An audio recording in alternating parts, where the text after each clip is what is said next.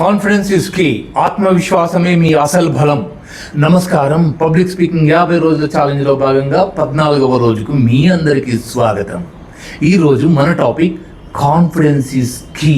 అంటే మంచి స్పీకర్ కావాలంటే ముందుగా కావాల్సింది నాలెడ్జ్ కాదు, ఆత్మవిశ్వాసం.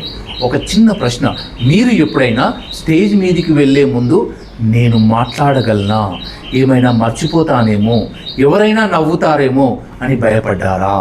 అలా అనిపించడం సహజమే. కానీ ఒక్క విషయం గుర్తుంచుకోండి, ఆత్మవిశ్వాసం ఉన్నవాడు తప్పులు చేసినా ప్రేక్షకులు వింటారు. ఆత్మవిశ్వాసం లేనివాడు సరైన విషయాలు చెప్పినా ప్రభావం ఉండదు.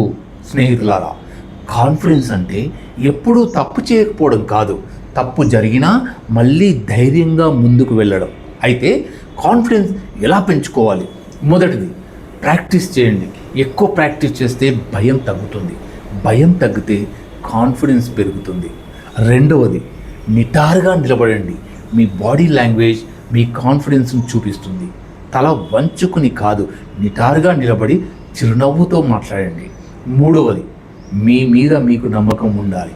నేను చేయగలను, నేను నేర్చుకుంటున్నాను అని మీకు మీరే చెప్పుకోండి. ఈ చిన్న మాటలు పెద్ద మార్పును తీసుకొస్తాయి.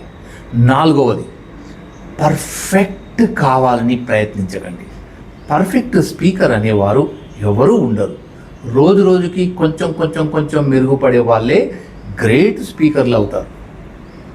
గుర్తుంచుకోండి, కాన్ఫిడెన్స్ వచ్చాక మాట్లాడకండి, మాట్లాడితేనే కాన్ఫిడెన్స్ వస్తుంది.